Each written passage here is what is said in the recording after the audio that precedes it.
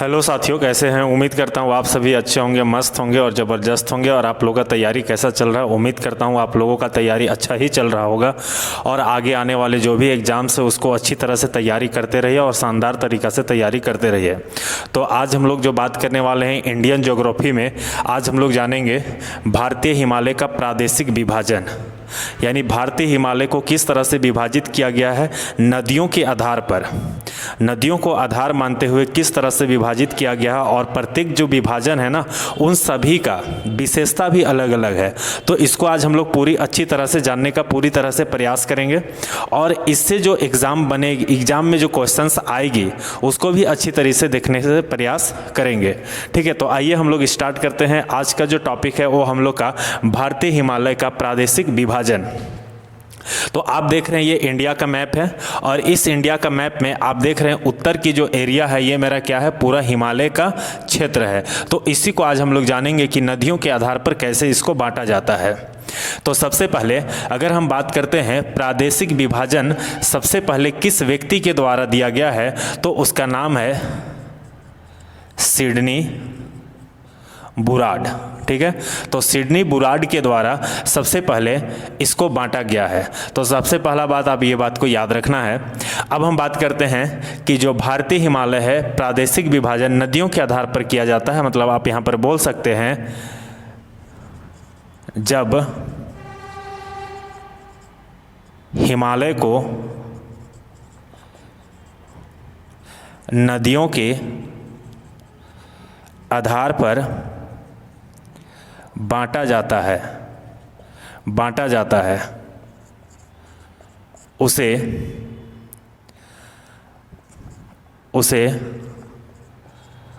प्रादेशिक विभाजन कहा जाता है। यहाँ पर नदियों को आधार मानते हुए, ठीक है, बांटा जाता है तो उसे प्रादेशिक विभाजन कहा जाता है, यानी हिमालय का प्रादेशिक विभाजन है। क्लियर है। और ये सबसे पहले सिडनी बुराड ने दिया था।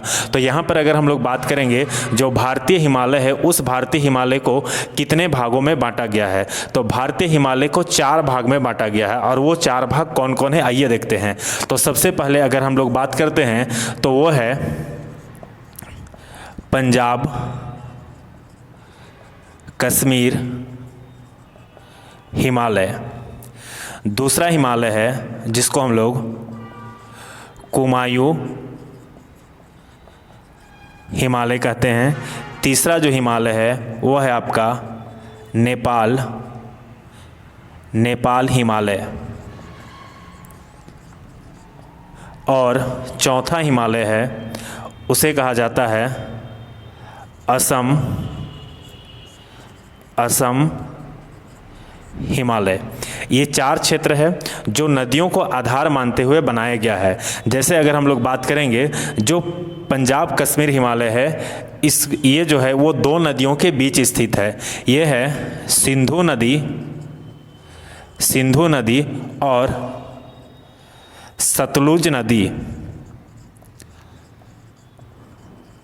सतलुज नदी के बीच स्थित है। उसके बाद हम बात करते हैं जो कुमायूं हिमालय है ये है सतलुज नदी और काली नदी के बीच स्थित है। काली नदी को शारदा नदी या महाकाली नदी भी कहा जाता है। उसके बाद नेपाल हिमालय जो है ये नेपाल हिमालय को काली नदी और तीस्ता नदी के बीच स्थित है। और जो असम है ये असम तीस्ता नदी और ब्रह्मपुत्र नदी के बीच स्थित है। तो यहाँ पर हम लोग बात कर रहे थे पंजाब कश्मीर हिमालय सिंधु और सतलुज के बीच स्थित है। कुमायूं हिमालय जो है वो आपका सतलुज नदी और शारदा या उसी को काली या महाकाली नदी के बीच स्थित है। नेपाल हिमालय जो है वो काली नदी और तीस्ता नदी के बीच स्थित है। और असम हिमालय जो है वो तीस्ता नदी और ब्रह्मपुत्र नदी के बीच स्थित है। और इन चारों हिमालय का विशेषता भी अलग अलग है। ठीक है, तो आज हम लोग यहाँ पर जानेंगे कि यहाँ पर जो नदी है उस नदी को दिखा के यहाँ पर इसको बांटने का प्रयास करते हैं। तो आइए हम लोग यहाँ पर बात करते हैं। यहाँ पर है मानसरोवर झील, ठीक है, और इसके बगल से एक नदी निकलती है, उस नदी का नाम है सिंधु नदी। ठीक है, इस नदी को कहा जाता है सिंधु नदी।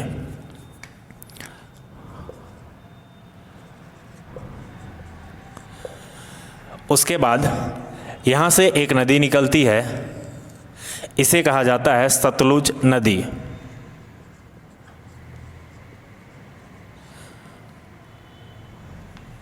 उसके बाद ठीक यहाँ से एक नदी निकलती है, इसे कहा जाता है काली नदी। काली नदी, इसी को शारदा या इसी को महाकाली नदी भी कहा जाता है।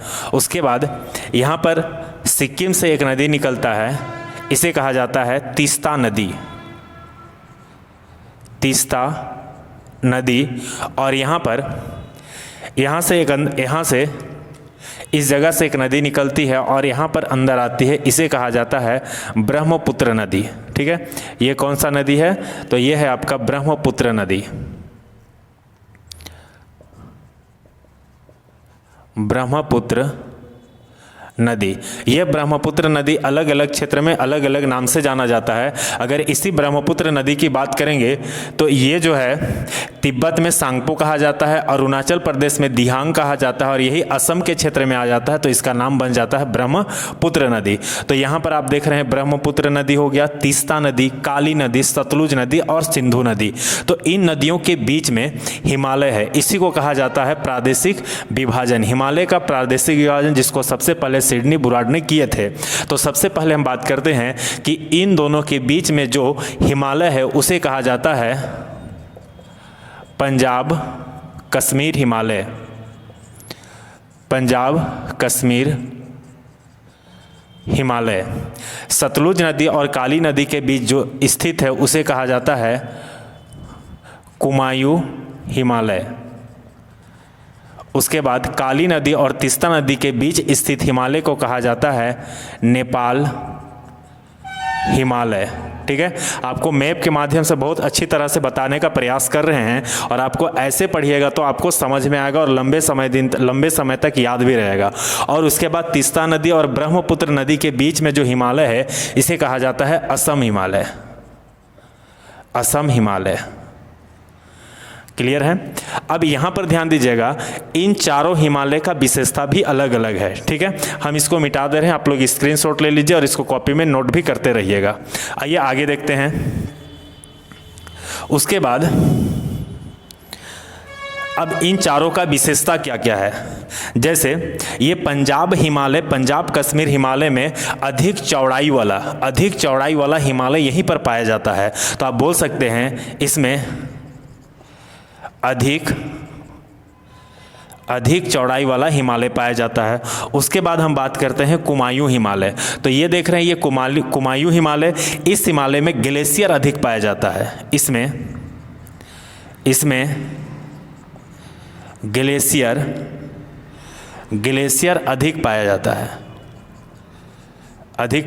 है। उसके बाद ये जो नेपाल हिमालय है, इस नेपाल हिमालय में सर्वोच्च शिखर, जिसको हम लोग चोटी भी कह सकते हैं, अधिक होती है, इसी हिमालय में होती है। ठीक है, उसके बाद असम हिमालय के बारे में बात करेंगे तो असम में जैव विविधता अधिक पाया जाता है। तो इन चारों विशेषता को ध्यान में रखना है। ठीक है, और पेपर में जो क्वेश्चंस बनाएगा ना वो यहीं से बनाने का संभावना बढ़ जाता है। क्लियर है। तो यहाँ पर आप देख रहे हैं कि मेरे पास 4 नदी है, सिंधु नदी और सतलुज नदी के बीच में कश्मीर पंजाब हिमालय है। उसके बाद सतलुज नदी और काली नदी के बीच में कुमायूं हिमालय है। काली नदी और तीस्ता नदी के बीच में नेपाल हिमालय है। तीस्ता नदी और ब्रह्मपुत्र नदी के बीच में जो स्थित है उसे कहा जाता है असम हिमालय। इन चारों का विशेषता भी अलग अलग है। अगर हम बात करेंगे पंजाब कश्मीर हिमालय में, तो इसमें अधिक चौड़ाई वाला हिमालय पाया जाता है।